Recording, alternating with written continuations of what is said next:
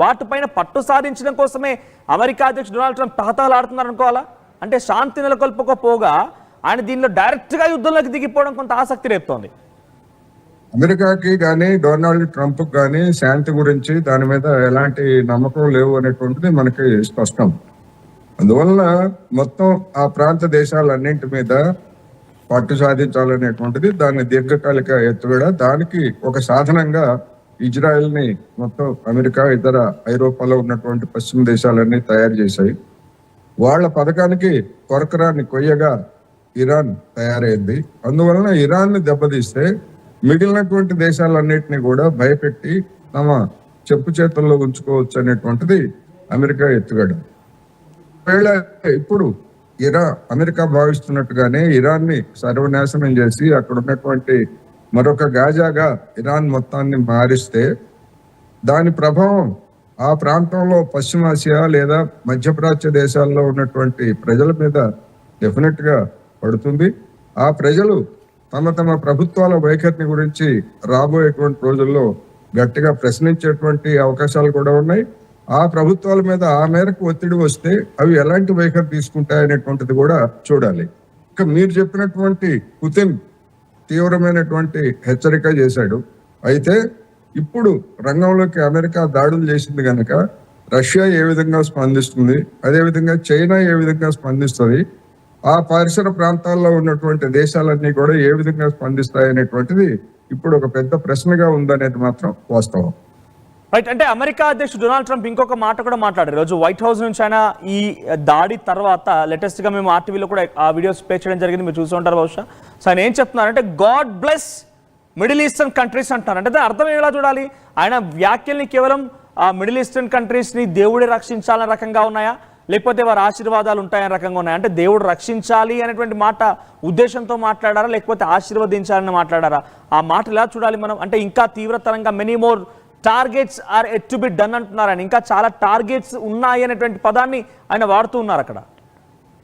ఇప్పుడు ఇరాన్ అదేవిధంగా ఇతర పశ్చిమ మధ్యప్రాచ్య దేశాలకి అమెరికా అనేటువంటిది ఒక సైతాన్ నోట గాడ్లెస్ అనేటువంటి పదజాలం వచ్చిందంటే దయ్యాలు వేదాలు పోలించినట్లుగా దాన్ని అపహాస్యం చేయడం. రెండోది, మిమ్మల్ని ఇక దేవుడే రక్షించాలి, నా నుంచి ఎవరూ రక్షించలేడు అనేటువంటిది బెదిరింపు తప్ప మరొకటి కాదనేది స్పష్టంగా కనిపిస్తూ ఉంది. ఆ బెదిరింపుని ఇరాన్ ఏ విధంగా సవాల్గా స్వీకరిస్తుంది, లేదా మిగిలినటువంటి దేశాలన్నీ కూడా ఏ విధంగా స్వీకరిస్తాయి అనేటువంటిది ఇప్పుడు ప్రపంచం ముందున్నటువంటి ప్రశ్న. ఎందుకు అంటే అమెరికాకు ఉన్నటువంటి బలము తెలుసు, దానికి ఉన్నటువంటి సాయుధ శక్తి, దానికి ఉన్నటువంటి ఆయుధాలు. అట్ ది సేమ్ టైము అమెరికాకు ఉన్నటువంటి బలహీనతలు కూడా ప్రపంచానికి తెలుసు. మనం చూసాం 50 ఏళ్ల క్రితం వియత్నాం చాలా చిన్న దేశం, ఒక కమ్యూనిస్ట్ దేశం. ఇవాళ ఇరాన్తో పోల్చుకుంటే దాని దగ్గర ఆయుధాలు లేవు, జనం తప్ప మరొకరు లేరు.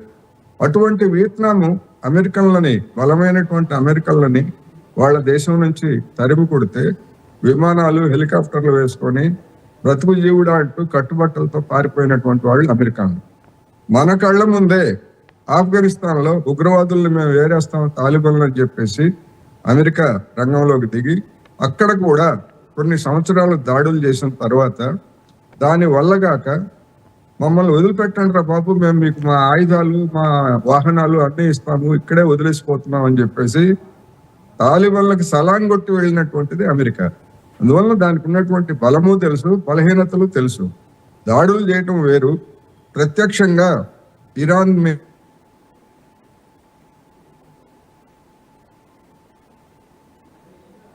కోటేశ్వర గారు మీ ఆడియో మ్యూట్ అయింది. హలో, రైట్, మాట్లాడండి. గతంలో ఇరాక్ను ఆక్రమించుకున్నప్పుడు అక్కడ ఉన్నటువంటి కొన్ని పరిస్థితులు కావచ్చు, లేదా సద్దాం హుసేన్ బలహీనతల కారణంగా అప్పుడు ఇరాక్ లొంగిపోయింది, సద్దాం హుసేన్ కూడా అంతం చేశారు. కానీ ఇవాళ ఇరాన్ ఉన్నటువంటి పరిస్థితుల్లో ఆ విధంగా లొంగిపోయేందుకు ఇరాన్ సిద్ధంగా లేదు. ఇన్ వన్ వర్డ్ ప్రజలకు అర్థమయ్యేలా చెప్దాం, ఇట్స్ కంప్లీట్లీ అమెరికా ఈగోయిస్టిక్ గా వెళ్ళి దాడులు చేస్తోందనడానికి చాలా క్లియర్ గా మనం అర్థం చేసుకోవాలి, అంతేనా? ఈగోయిస్టికే ఇక్కడ, అంటే నేనే ఆధిపత్యం చలాయించాలనే ఒక దురుద్దేశం తప్ప అసలు అమెరికాకి ఇరాన్ పైన యుద్ధం చేయాల్సిన అవసరం లేదు, లేకపోతే ఇరాక్ పైన యుద్ధం చేయాల్సిన అవసరం లేదు, రష్యా మాటలకి కాదు అని చెప్పి యుద్ధంలో దిగాల్సిన అవసరం అంతకనే లేదు. కేవలం ఆధిపత్య ధోరణి ఈగోయిస్టిక్ గా మాత్రమే ముందుకు వెళ్తోంది. రైట్? అంటే ఆధిపత్యం లేదా ఆ ప్రాంతంలో ఉన్నటువంటి సంపదలన్నిటినీ తన చెప్పు చేతుల్లో ఉంచుకోవాలి. తద్వారా పశ్చిమాసియాలో ఇప్పుడు ఉన్నటువంటి పరిస్థితుల్లో ఆధిపత్యం కనుక చేజిక్కించుకుంటే ప్రపంచంలో ఉన్నటువంటి ఇతర ప్రాంతాల మీద కూడా దాని ప్రభావం పడుతుంది. ఆ ప్రభావాన్ని దాన్ని చూపించి మిగతా ప్రపంచం మొత్తాన్ని కూడా తన చెప్పు చేతుల్లో ఉంచుకోవాలనేటువంటి దీర్ఘకాలికమైనటువంటి ఎత్తుగడ దానిలో ఉంది. దానికి ఎందుకు మనం ఈ విధమైనటువంటి మాటలు చెప్పుకోవాలంటే, రెండవ ప్రపంచ యుద్ధ సమయంలో దాదాపు యుద్ధం పూర్తిగా అయిపోయింది. జపాన్ అప్పటికే చేతులెత్తేసింది. కానీ తన దగ్గర ఉన్నటువంటి అణ్వాయుధాన్ని అవసరం లేకపోయినా కానీ జపాన్ మీద ప్రయోగించి, ఇదిగో చూడండి నా దగ్గర ఏ విధమైనటువంటి ప్రమాదకరమైన బాంబు అని చెప్పేసి యావత్ ప్రపంచాన్ని భయపెట్టడానికి జపాన్ మీద ఆ రోజు అణుబాంబు వేసింది.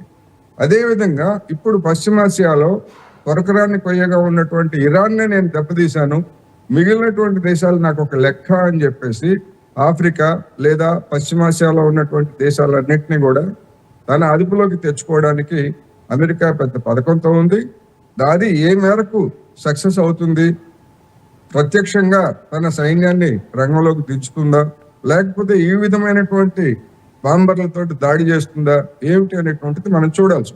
నిజంగా పరిస్థితి అంటారా? ఇప్పుడు ఇంత టెక్నాలజీలో ఇంత వార్ ఎక్విప్మెంట్ ఉన్న దాంట్లో ఏ దేశానికి ఆ దేశం కొంత సెల్ఫ్ రిలయంట్గా ఉన్నాయి. గతంలో మాదిరిగా ఉదాహరణకి పాకిస్తాన్ తీసుకుందాం అనుకోండి. పాకిస్తాన్ మొన్న అమెరికాకు వెళ్ళిపోయి తమ దగ్గర ఎయిర్ డిఫెన్స్ సిస్టమ్ లేదు, మీకు కాళ్ళు పట్టుకుంటారు, దయచేసి ఎయిర్ డిఫెన్స్ సిస్టమ్ ఇవ్వండి అని చెప్పి బిలావల్ భుట్టో తరఫున ఒక బృందం అక్కడికి వెళ్తే ఒక అధికారి మాట్లాడుకొచ్చారు. కానీ అన్ని దేశాలకు పరిస్థితి ఉంటారా? నిజంగానే ఇరాన్ని టార్గెట్ చేసి ఇరాన్కి కొంత ఇబ్బందులు తీసుకురావడం వల్ల పక్కనే ఉన్న ఇరాకో, లేకపోతే సౌదీయో, ఖతరో, కువైటో, యెమెన్సో వీళ్ళంతా అమెరికాకి లొంగిపోయే అవకాశం ఉందా? వాళ్ళకి తలొగ్గే అవకాశం ఉందనుకుంటున్నారా?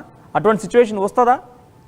ఇప్పుడు గతంలో చూసాం మనం, ఈజిప్ట్ గతంలో అమెరికాని ఇజ్రాయెల్ని గట్టిగా వ్యతిరేకించినటువంటి దేశాల్లో ఈజిప్ట్ ఒకటి. ఆ ఈజిప్ట్ని అమెరికా, ఇజ్రాయెల్ లొంగ తీసుకున్నాయి. అదేవిధంగా సిరియా, జోర్డాన్ ఇవన్నీ కూడా మన అందరికీ తెలిసినటువంటి అమెరికాకి లొంగిపోయినటువంటి పరిణామాలు. అవి కనుక లొంగకుండా ఉన్నట్లయితే, అమెరికాని, ఇజ్రాయెల్ని కనుక అవి గట్టిగా ప్రతిఘటిస్తూ ఉన్నట్లయితే ఇవాళ ఇటువంటి సిచ్యువేషన్ వచ్చుండేది కాదు. అందుకనే ఇప్పుడు ఇక చివరిగా ఇరాన్ని చావు దెబ్బతీస్తే మిగిలినటువంటి దేశాలు ఏవి కూడా నోరెత్తవు అనేటువంటిది అమెరికా ఎత్తుగడ చూసాం. లిబియాని కూడా అదేవిధంగా గడాఫీని అంతం చేయడం ద్వారా, అదేవిధంగా సద్దాం హుస్సేన్ అంతం చేయడం ద్వారా కొంతమేరకు అమెరికా సక్సెస్ అయింది.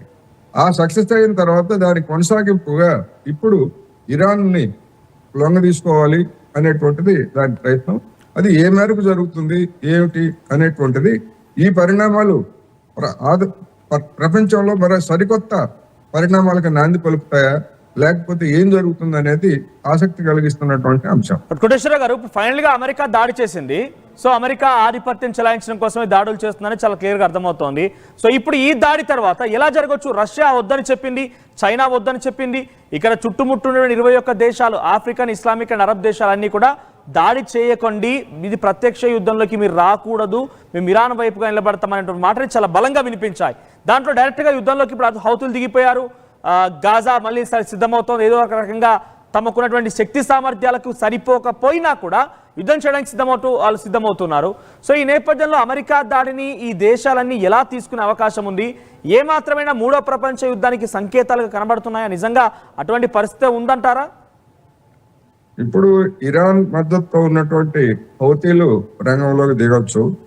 అదేవిధంగా లెబనాన్ లో ఉన్నటువంటి హిజ్బుల్లా బాగా దెబ్బతిన్నది. మిగిలినటువంటి వాళ్ళు కూడా ఏమైనా కోలుకొని ఒకవైపు నుంచి మరోవైపు నుంచి ఇజ్రాయెల్ మీద దాడులు చేస్తే పరిస్థితి ఏమిటి అనేటువంటిది ఒక సమస్య. ఈ పరిస్థితుల్లో మిగిలినటువంటి దేశాలు ఏవి కూడా ప్రత్యక్షంగా ఇరాన్ వైపు చేరి దాడుల్లో పాల్గొనేటువంటి అవకాశాలు అయితే లేవు. అయితే రష్యా కావచ్చు, చైనా కావచ్చు, లేదా మిగతా అనేక దేశాలు ఇరాన్కి పరోక్షంగా ఆయుధాలని లేదా ఇతరత్ర సహాయాన్ని చేసేటువంటి అవకాశాలు అయితే ఉన్నాయనేది నా అభిప్రాయం.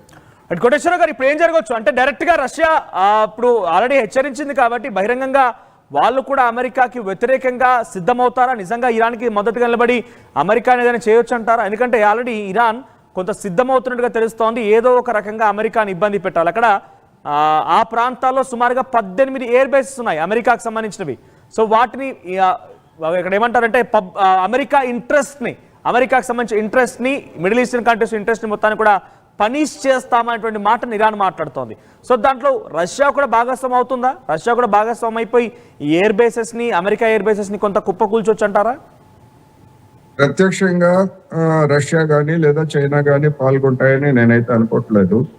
వాళ్ళకున్నటువంటి మిలిటరీ ఉపగ్రహ వ్యవస్థల ద్వారా అవసరమైనటువంటి సమాచారాన్ని ఇరాన్కి అందజేయడానికి మాత్రం డెఫినెట్ గా అవకాశాలు ఉంటాయి.